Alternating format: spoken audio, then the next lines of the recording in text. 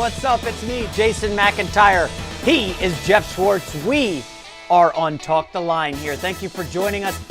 Geoff, it's a beautiful Thursday in Los Angeles. Have you looked at the gambling card this week? I love it. I'm ecstatic about this week's gambling lineup. I look at the gambling card for the current week and the previous week normally. Of course I've looked at it. I'm so excited for this weekend. There's a lot of value to find on the board. There's a great game tonight, which I know we'll get to, and so much to talk about this week. It's 4 weeks left to the playoffs. Yeah, let's look at the board. Look at this. Geoff, this is so strange. 10 home dogs this week. 10! That's a staggering number. Anything jump out at you, Geoff? I think that's part of it, but also there's a lot of lines that have moved a lot. I think there's a lot of overreaction to what we saw in week 13. So I'm excited to talk about where I think those lines should be and how we should wager on them. Yes, and that's a perfect thing to start. Market overreaction. Let's get to game number one. Pittsburgh at Buffalo. This is clearly a massive market overreaction. I mean, Geoff, when we did the show Sunday, Pittsburgh in this game was going to be a 2.5, maybe 3-point favorite. They are now underdogs. Remember, an 11-1 team is an underdog.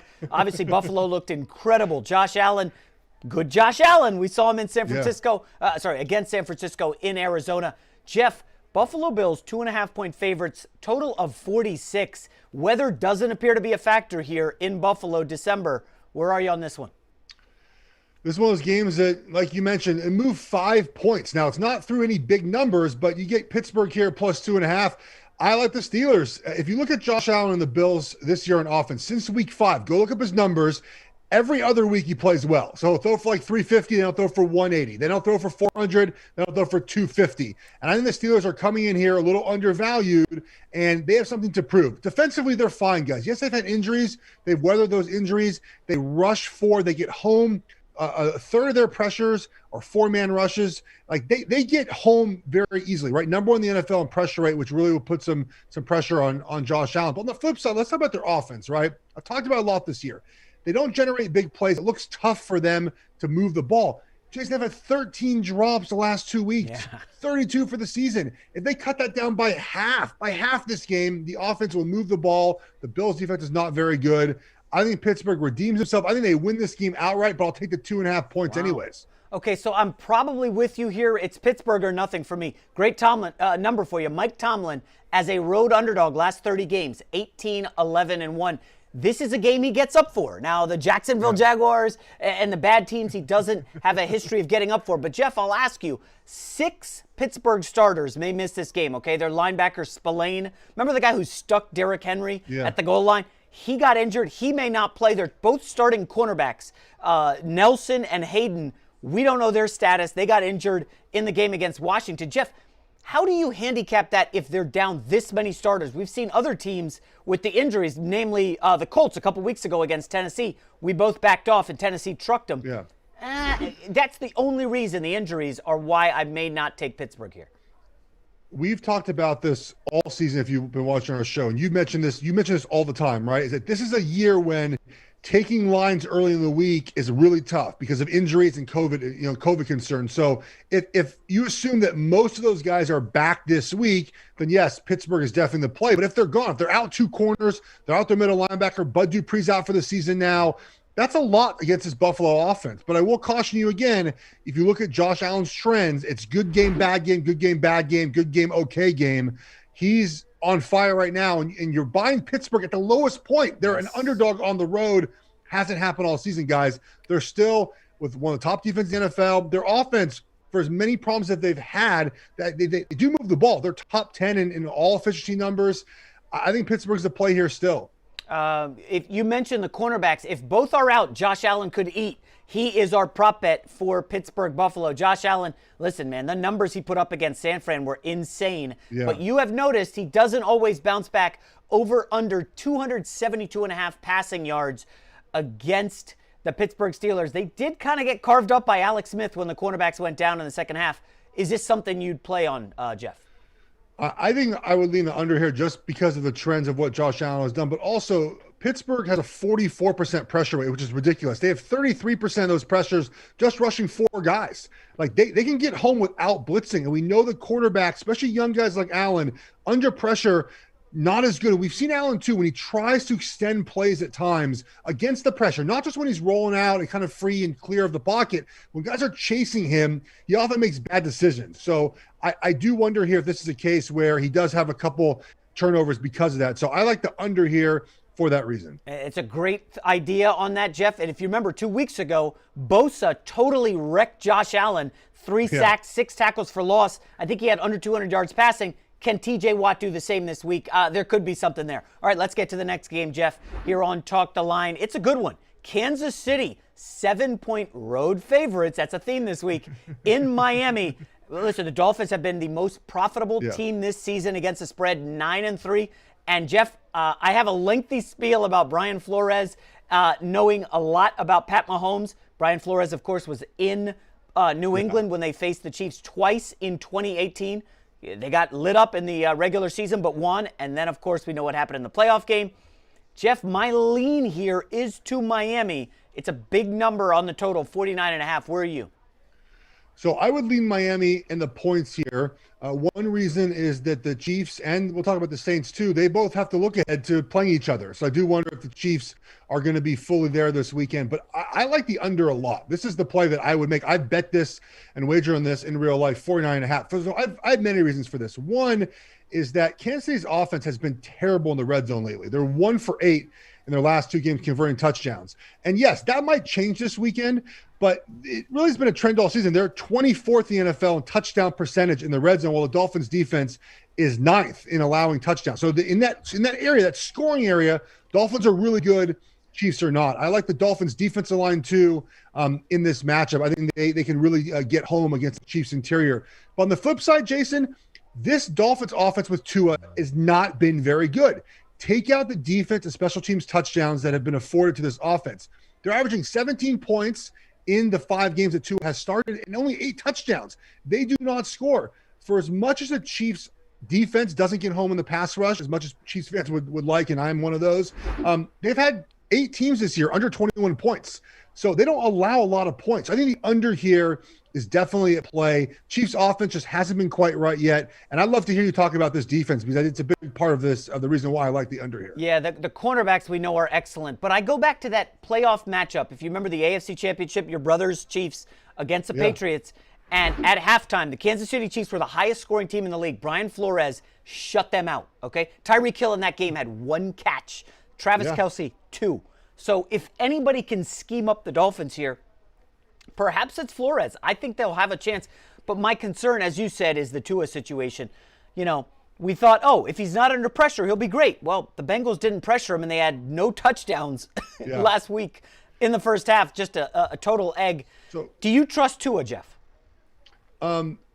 I don't. I mean, I trust them enough if the flow of the offense is working well, but if they get behind in the game, I do not trust them to come back. I want to make a point about Flores' defense real quick. So they're a big man coverage team, and they zero pressure. Zero pressure, obviously, news. Unfortunately, your Jets got beat by zero pressure. And so that's when you blitz everyone but the guys guarding the wide receivers. Pat Mahomes is the best in the NFL at zero pressure. 7 touchdowns this year against 0. Go back to the Baltimore game. We saw it a lot. So can the Dolphins change what they do, change their identity against the Chiefs? Because they can't do that. They cannot play a man coverage the entire game, and they can't pressure as much as they would like. So it's easier said than done. A lot of teams don't have the personnel just to change defenses, which what New England's always done that, right? They'll play man coverage, and they'll play cover 2, and then they'll play cover 4, and they'll play man, and then they'll blitz. So I don't know if Miami is multiple enough to pull off what you have to do to play well against this Chiefs offense. That's a great analysis. And let's get to the prop bet, because, again, it dovetails into Flores in 2018. Travis Kelce, Killer Trav. Everybody follows him on Instagram. He's very cool. He has a great life. Geoff, he had 2 catches in that AFC Championship game. Guess who the safety was for the Patriots that day? Eric Rowe. Guess who's currently Miami Dolphins safety, who's having a really good season? I don't know if he's quite all-pro, but he's highly graded in Pro Football Focus, Eric Rowe. And I don't love that Dolphins front 4. I think we're going to see a heavy run game from the Chiefs leading to your under, but I can see this Kelce under hitting 73.5 receiving yards.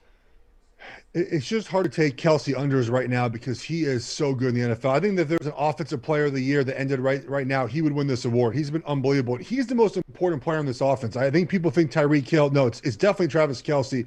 So Dolphins have to decide, are we going to shut down Kelsey or shut down Hill? It's hard to do both. I think that Flores would look to shut down Kelsey because he is that important to the offense. So it's tough to bet unders, but I think that you're on the right path here. All right, let's get to the next game. And again, this is a great week, folks. There's so many good games. I'm really psyched about the card. Our next game pits the Indianapolis Colts. Look at that, Geoff. Another road favorite in Vegas against the Raiders, who, listen, I don't know if we want to revisit Jets-Raiders last week. The ending was painful, but we're getting Trevor Lawrence. It's all good. It's all good. And I won my bet, but I missed the money line. Anyways, Colts favored by 3 in Vegas, and big total here, 51.5. I don't know if it's big enough, frankly, for that Raiders defense, Geoff. However, Colts injuries. Let me just get started here. The left tackle Costanzo missed last week. His backup injured, lost for the season. They were down to their third string left tackle. And Geoff, before I let you go, they couldn't move the football in the second half. 0 touchdowns in the second half against Houston, an anemic defense. We'll see what they cook up at left tackle this week, but Raiders are pass for me here. Yeah, I think the Raiders are the over are probably the way to go. I think that the injuries for the Colts definitely are a concern. And look, they should have lost that game, right? Last weekend, Deshaun Watson fumbled as they were going into the end zone there, down the deep red zone late in the game. The Colts, I don't know what to make of them this season, Jason. We've talked about them for so many weeks now. I don't know what they are. I know what the Raiders are. Look, the Raiders have a negative 38-point differential the last 3 weekends. They have not been very good. But I think they come home and get right in the situation. They're getting guys back healthy. Trent Brown, the right tackle, should be back this week as well. They have to play a good game. The Colts numbers, they're all better than the Raiders. Like, they're better than the Raiders, but I cannot trust Phillip Rivers as a road favorite again.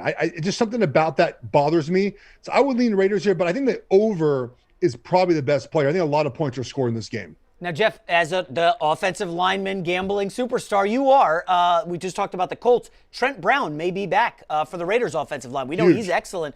And I just want to point out that the Raiders let the Jets, my woeful Jets, run for over 200 yards last week. Jets hadn't had a 100-yard rusher since 2018, and they had some guy named T.Y. Johnson, whoever that is, over 100. So, Geoff, if the Jets can run for 200 yards, what are the Colts going to do when that's their strategy? Give it to JT. Give it to Hines. Part of me is a little concerned. Does that play to your total either?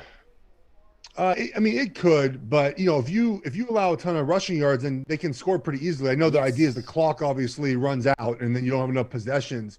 But look, again, the Colts are quote unquote better. I don't trust them, and I feel like the number is probably better. Maybe this is a teaser game you put in there, right? You drop this down for 6 points and bet the over. I haven't been comfortable in this game all weekend, and I don't feel great about it still. You see on the screen there, we got the money line. Raiders plus 125. I think there's some value. For me, I think money line makes a lot of sense here. I will note, Geoff, before we get to the prop, Damon Arnett, cornerback for the Raiders, injured against the Jets, left the game, and their safety, Abraham, missed the game. Sam Darnold, we know he has not had a good season. The Jets' passing is terrible. They move the football at will. I mean, the Jets had a lot of success. Philly Rivers with Pittman, with Hilton. By the way, T.Y. Hilton back for the Colts, 100 yards last week. All right, now let's get to the prop bet in Colts Raiders, and it is Philly. Can I call him Philly? Philly Rivers? Philip? Whatever. He's got more kids than you and I combined. Over under 1.5 passing touchdowns for the ageless Rivers. I am not laying $2 to win one on any Phillip Rivers prop bet to go over. I mean, he probably goes over. Obviously, they're telling you that he's doing that, but oh yikes! I just don't know with this guy. I watch him play every week, and just the way he throws the ball. I watched him play in the AFC West for so many years. He's actually played really, really well against the Raiders in his career. Obviously, it's a little different now, different team. I would pass on putting any money on Phillip Rivers here. Yeah, I'm with you. A little risky. By the way, with a total of 51.5, you'd think Rivers would have 2 passing touchdowns. But if memory serves, Matt Ryan didn't have 2 passing touchdowns at a 43-point outburst for the Falcons. Yeah. All right, let's move on to yet another good game. This might be the game of the week. And there's a lot of good games. I keep saying that. But the Baltimore Ravens only 1.5-point favorites against everybody's favorite worst 9-3 team in NFL history, the Cleveland Browns. Huge win last week. Baker Mayfield, Geoff, I mean, he's stitched a clown suit on both of us. We challenged Baker. We said, can he do it? Can he do anything? And he had 4 touchdown passes in the first half. Yeah. This is a divisional revenge game rematch. I believe this is at night and primetime dogs. Are you ready for this? 25-12 against the spread this season, okay? That'll come into play here Thursday Night Football in a minute. But Baltimore-Cleveland is a phenomenal matchup. Geoff, this feels a little bit light to me for Baltimore. It feels a lot light for me for Baltimore. You're getting the Browns now at extreme, like everyone's all over the Browns, right? They beat the Titans. Let's talk about that game real quick. So they're up 38-7 at halftime, right? Jason, there was an onside kick for Tennessee to go win that game. They only won 41-35. Like, we just gonna ignore the second half of that game when they scored 3 points. And look, Baker Mayfield played great, no doubt about it. But the Ravens defense got guys back from COVID last week. They played against the Cowboys, and they played well against the Cowboys. They have played really well against Baker because they pressure Baker all the time. And Baker does not play well when getting pressured. That's his game. If you can pressure him, he's not going to make plays. So I really think, though, that Baltimore here will pressure Baker. They'll get after him. And look, we've yet to see the Browns under Baker, even for years now, like, repeat a great performance, right? Play a good team and then come back and repeat that performance. I like Baltimore's offense. They starting to feel they're getting their offensive line back, kind of gelling back together again. Lamar looked pretty good the other day. I lean Baltimore here, Jason. I think you do too. Yeah. Now, Geoff, again, I don't want to hype up. You played offensive line in the NFL, but we talk about the trenches. I look to betting in the trenches significantly. And Baltimore didn't dominate the trenches like I thought they would against the Zach Martin-less Cowboys. And that gives me some pause as to whether the team that is number 1 in blitz percentage in the league is going to get to Baker. The Cowboys only punted once, Geoff, on Tuesday Night Football. Yeah. Like, Cowboys should have had way more points at 17. They couldn't get to Dalton. That was troubling. If they can't get to Baker, and as you know, we were spot on last week. Can you pressure Baker? No, they had one quarterback hit. Tennessee's a joke defensively. But, Geoff, the one injury that popped up on the offensive line, not necessarily an injury, sorry, COVID contact tracing, Wyatt Teller. Okay, he didn't test positive, but someone close to him did, so he's out of practice now. He still might be able to suit up for the game. That's a big one I would watch. You remember, without him earlier this year, they struggled. We're going deep, folks. We're going to offensive guards. Yes, we are, right, Geoff Schwartz? That's what we do here. Listen, man, we're diving deep. All right, let's get to the prop bet. Baltimore and Cleveland. Ooh, it's a daily double. Look at that. It's the quarterbacks who are going to be linked forever, both taken in the first round. Baker went 1, obviously. Lamar, 32nd. Now, Geoff, Baker over 30 yards higher than Lamar Jackson. Which one do you like better, or do you like both? You're the quarterback, guru here. I would lean Baker under, as I've done all season. It's paid off fairly well. And I did not bet Baker last weekend because you mentioned the pressure issues. That was definitely going to be a problem. I would just lean under here. Just, again, I got to see him do it against a really good defense. Look, the Tennessee Titans are a good coach team. They're 32nd on third down, and they don't pressure the quarterback. Baltimore blitzes. Like, they find ways to get home via the blitz, which is different than Tennessee just trying to rush force. So I got to see Baker do this. I go under here. Lamar feels like there's no wiggle room. There's no value in going over under this. I think I would lean maybe slightly over here. But he's been off a little bit in the passing game still this year, not very crisp. I think they try to run the ball, a couple play action passes. I wouldn't stay off of this, but I feel very comfortable taking Mayfield under. Yeah, Geoff, how do you feel about this? As I'm watching games, I'm live betting. And, if you guys follow us on social media, maybe we'll mention live betting. I saw Baker. I'll never forget this. Baker Steelers earlier this year. I love the Steelers. Baker threw a pick 6 on like the second series early in the game. Yeah. And you could see the dejection on his face. And it was like, oh my gosh, uphill climb. And Pittsburgh just ran it down their throat, easily won the game. If that happens again, Pittsburgh grabs an early lead here. Like you said, they're going to run. But what we saw against the Cowboys was Lamar with the interception, kind of a bad pass, and Dallas picked it off and went up 3-0. And I thought, okay, we don't want Lamar getting in a hole because he doesn't have a history of coming back, right? Yeah. I don't know that I trust him. So that number seems a little bit high. This is a game where, Geoff, if I see Baltimore jump out early, I'm going to be laying the wood here with Baltimore live in-game betting. Do you do a lot of that? I'm curious. Yes, a live game. The one thing you have to stay away from, in my just humble opinion, is the halftime betting is hard. Like, live betting is much I think, quote unquote, easier than halftime betting is it's very hard to do. But I think live betting, to your point, there are certain times you can take advantage of the way a team is playing and hammer that number. Yeah. There's a live betting spot we'll get to later in the show. My live betting spot of the week. It's coming up. All right, let's get to the next game. Geoff, this is a team I'm starting to confess I don't understand them. It's the Arizona Cardinals traveling east to face the New York Giants. You know what? Let me just admit, I don't understand either team, okay? I had Seattle last week in my Survivor League, and they lose outright to the Giants. I'm crestfallen, like literally devastated that Seattle lost. Arizona, I like them against the Rams. I think you had the Rams there. I don't know what to make of this, man. When I see the number, Geoff, I'm thinking Arizona's the side. So let's talk about Arizona before we get into the gambling terms here. So their offense is real stagnant right now. That's what's happening. So their run game is very creative. It's really interesting. Their run game is creative. They do a bunch of things. They're great at running the football, but their pass game, this is part of the problem with the air raid. It's some of the issues that we're seeing in college with Mike Leach's teams. I've watched them for years at Washington State, is they get too stagnant, right? And there's a chart that was out this week showing DeAndre Hopkins the last 3 games. He's lined up exclusively on the left side, and he's running just like short air raid routes on the left side. That's not good enough. You have to be multiple in offense. You have to be able to create opportunities via formations, motions, shifts, like find ways to get guys. That's what the best guys do. It's what Reed does, and Payne and McVay will watch him tonight. He'll do it tonight. Find ways to get guys open. And Kingsbury has got to adjust his passing game. He has to find a way to make things easier, get Kyler Murray easy throws, but also the shoulders are a concern for Kyler right now. Since he's been at the last 3 weekends, he has 60 less passing yards and 50 less rushing yards per game with that shoulder injury. So how healthy is he right now? The Giants, though, man, I don't know what to make of them. Last weekend was a great win, don't get me wrong, but Russell Wilson played awful. There were plenty of guys open. He just didn't throw to. I don't know why he didn't throw those guys. Maybe he got rattled. I don't know what the reason is. This 4-game win streak, right? Washington, Philly, Cincinnati, and the Seahawks.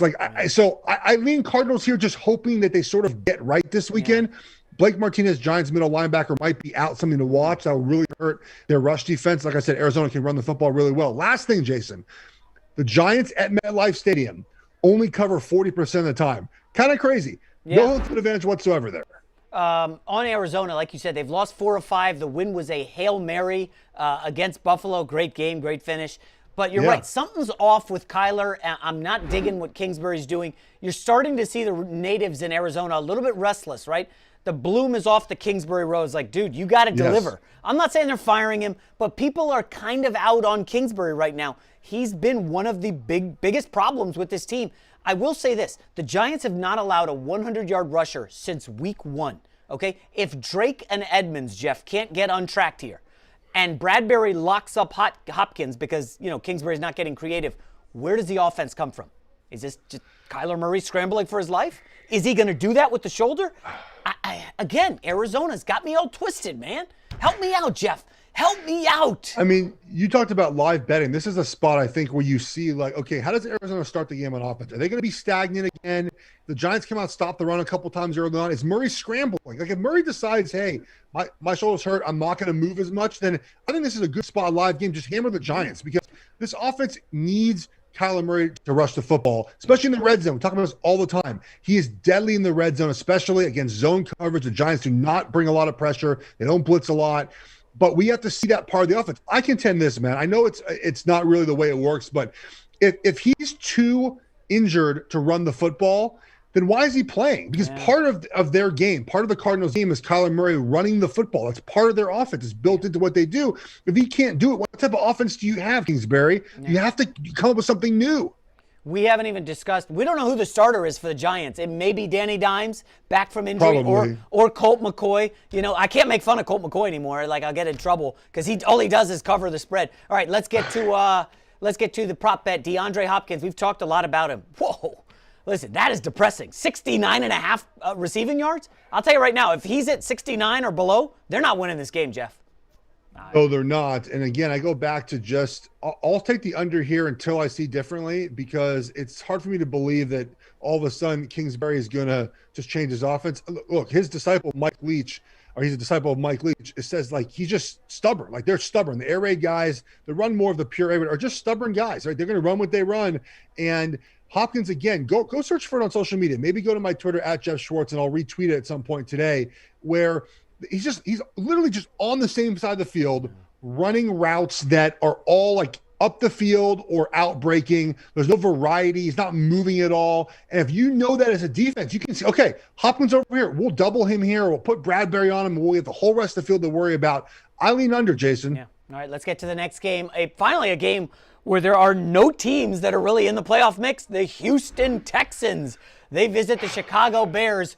Geoff likes to say that's a corner TV game. This is in the, the guest room TV. Like Deshaun Watson playing with the walking wounded. The kid Cooks got a concussion in the second half last week. They really struggled offensively without him. Somebody named Chad Hansen probably won someone a DFS championship last week. He had a huge game. I don't even know who that is.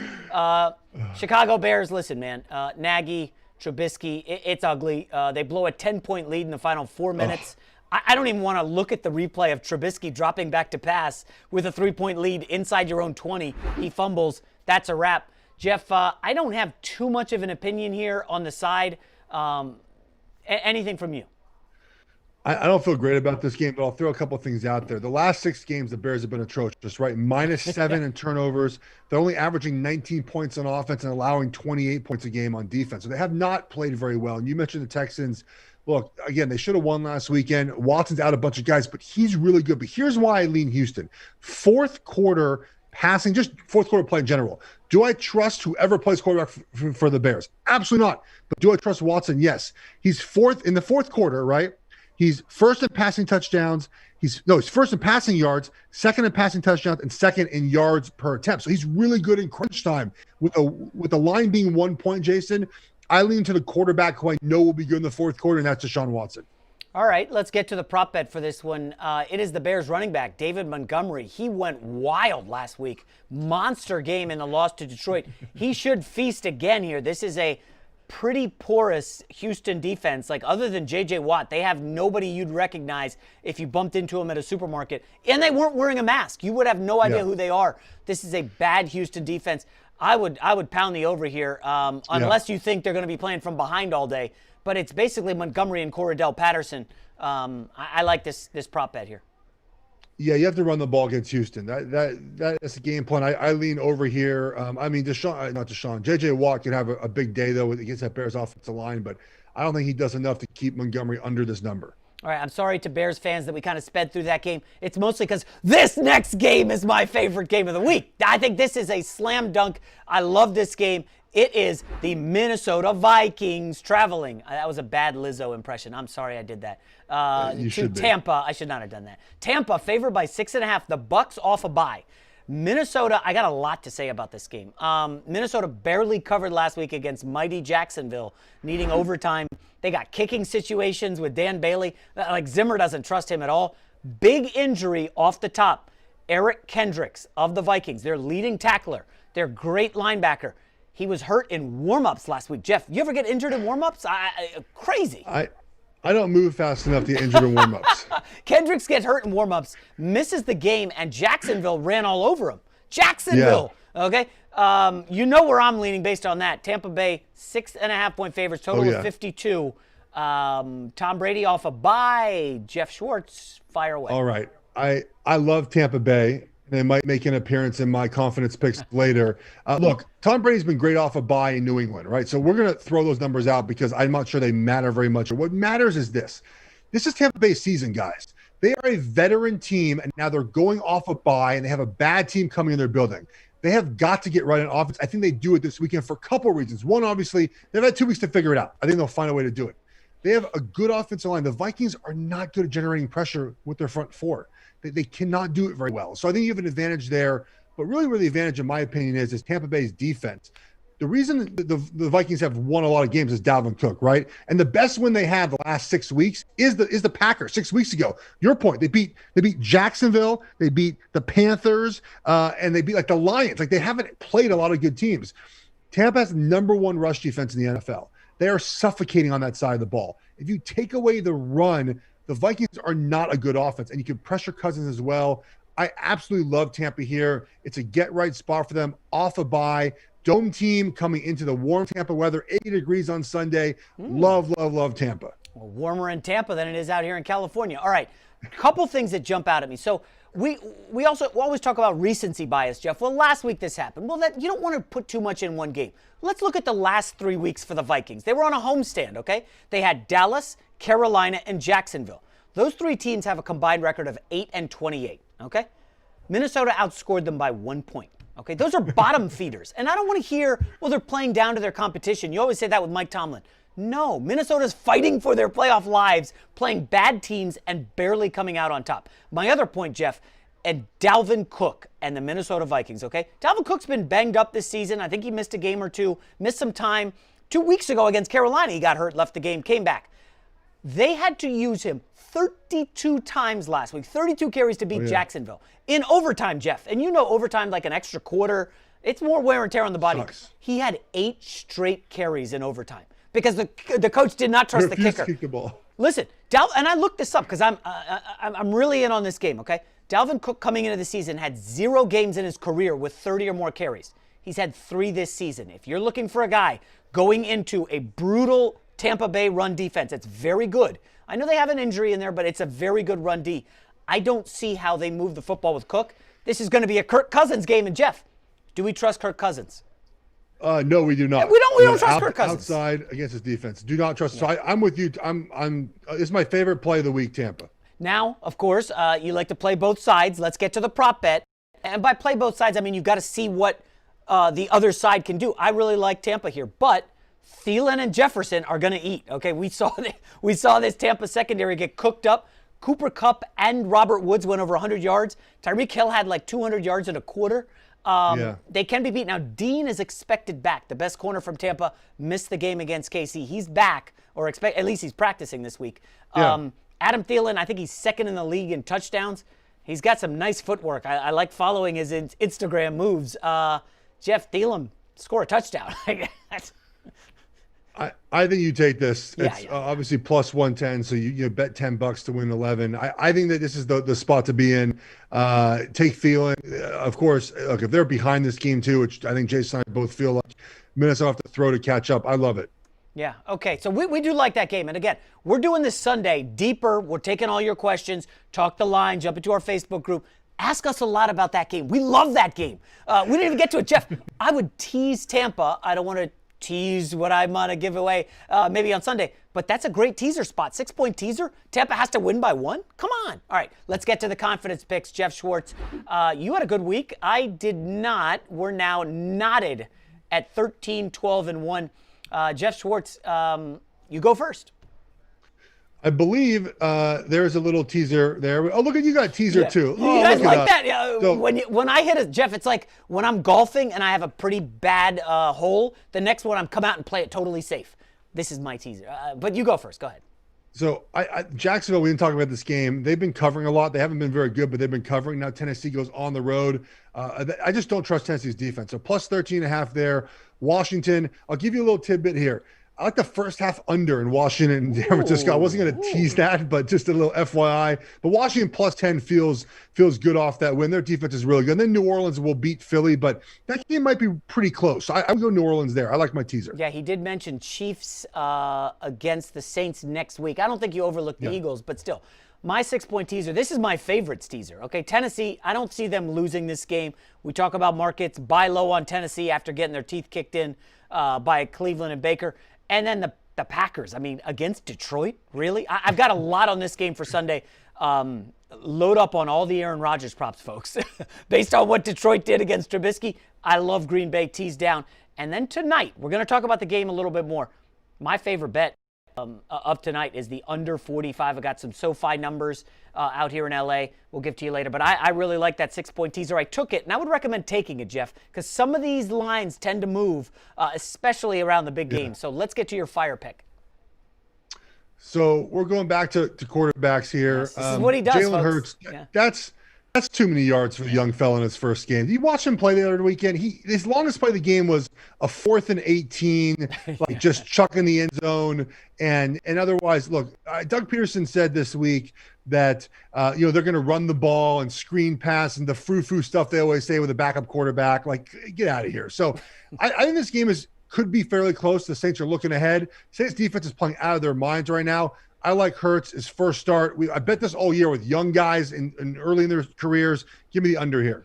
I took Miami getting 7. I'd love a 7.5. And I think, Geoff, maybe you're with me. If you wait on this, isn't the money going to come in on the Chiefs? Everybody bets the Chiefs every week. Or will the public come in on Miami because they've cashed at a ridiculous rate? They're 9-3 against the spread this year. I'm hoping for a 7.5, but I took the 7 just in case it dips under a touchdown. I think going to 7.5 would be tough for bookmakers because the sharps will just come pouring in with their money at plus 7.5, and I don't think they want to get there. Agreed. All right, let's get to the lock of the week. This feels like a 3-0 for at least one of us. Ooh, okay, Tampa. I feel that. I like that. I'm doing this is like a Hail Mary parlay that will pay for your kids' college education. Listen, Miami getting 7. Saints winning by 7 against Jalen Hurts, and Baltimore on the money line. Now, Geoff, look at Geoff is sweating my ticket right there. What don't you love about that? Parlay. What don't you love about that? For a lock. Oh, buddy. I think I like the Dolphins part of it. The Saints thing, I'm telling you, like it could be closer because they're looking ahead. And obviously, I like Baltimore too, but. Well, that takes a lot of stones, buddy. I love it. If that parlay hits, Geoff, I will wear, and Conrad doesn't know I'm going to say this, I will wear a Jets t-shirt just because that's my team, and I don't have a lot of other NFL gear. Maybe I'll wear a Jeff Schwartz jersey if that hits. No, I feel confident, folks. You got to feel confident. This is a good week for gambling. Let's get to Thursday Night Football. This is a great game. New England against the LA Rams. Patriots, of course, stayed out here on the West Coast after destroying the Chargers. Geoff, before we get to your analysis, here's my quick theory. You know when you go to Vegas and you're a young guy, you go with your crew, and the first night in Vegas is always off the hook. You're going hard. You're so excited. By day 2, day 3, you start to wear down, okay? Yes. By day 4, you're like, all right, I got to get the hell out of here. You're reeking of alcohol. You're just exhausted. If you look at the Patriots, they came out to L.A., first night in Vegas. Oh, we're going to destroy the Chargers. You kill them 45-0. They've been out here in L.A. all week. You can't really do anything, okay? You're not seeing your friends and family. You're practicing at UCLA. Now you got to go to a game. I kind of lean toward the Rams here just from an exhausted standpoint. But again, I do like the under.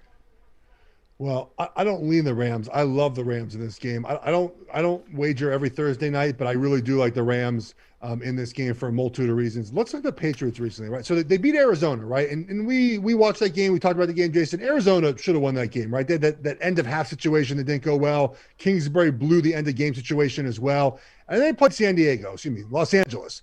And I told you guys how it was going to go. And it went worse than I thought for the Chargers. They gave up 3 touchdowns on special teams, right? Block kick, punt. It was a disaster. The Rams, so to my point is the Patriots just aren't as good as their wins have been the last couple of weeks. They won a game last week at 2-. Cam Newton for 69 yards. You're not being the Rams throwing for 69 yards, okay? The Rams, take away the Niners game. The Niners always play them tough. Other than that, the Rams are playing some really good football right now. Defensively, they're outstanding. They rush the football well. The Patriots do not stop the run very well. I think people are looking too much at the Super Bowl right now as far as how that game went to view this game. 2 different teams. The Patriots are much worse now. So I like the Rams to come out here on a short week and take care of business and win this game by touchdown. A couple quick notes. Geoff mentioned special teams. We didn't do a lot of special teams in the show. Rams are 30th. Patriots are 3rd. Just keep that in mind. We know the Patriots had a monster special teams game against the Chargers, who are dead last, by the way, in special teams. Other number that you need to watch. This is your in-game betting, pearl of wisdom. And Geoff, the people who watch this full show get this, okay? The other guys who bailed, they're not going to get this. Sean McVay, 34-0 when leading at the half. The Patriots have an inability to throw the football. You just heard Cam Newton's terrible numbers, especially against Jalen Ramsey and company. I think Ramsey takes away like half the field, Geoff, tonight. I think he pulls a Darrelle Revis, Deion Sanders, just goes on one side and says, Cam, Look to the other because you're not throwing over here. And I just think the Patriots are so limited. This screams low scoring. This screams Rams leading at the half. I'm doubling down. I like the under 45. Now it's under 44.5. I still think there's some value there. Yeah. I would look at the Rams on the side, but Goff he's let me down a few times, so I'm less confident in that. But I just love the under here. This feels like a 17-9, 20-12, or some insanely low number. I think there's some value here in the Patriots team total, which I know people do not like gambling on team total sometimes, but there's some money to have on the wagers. New England's gonna score a bunch of points only if they get special teams and defensive scores. Like they're not going to score on offense. It's not what they do. They're going to bleed the clock out. They're going to run the football. They don't have an answer for Aaron Donald. Do not look at this game through the prism of the Super Bowl from a few years ago. These are different teams. Final note: primetime underdogs. This leans to the Patriots. It's just a trend. Do with it what you will. Primetime dogs 25-12 against the spread. All right, Geoff. That's another show in the books. How fired up are you for Thursday? I can't wait for this game. It's a great Thursday night game. It's fantastic. Everyone enjoy it. All right, he's Geoff Schwartz. I'm Jason McIntyre. Talk the line. Enjoy the games. We'll see you on Sunday.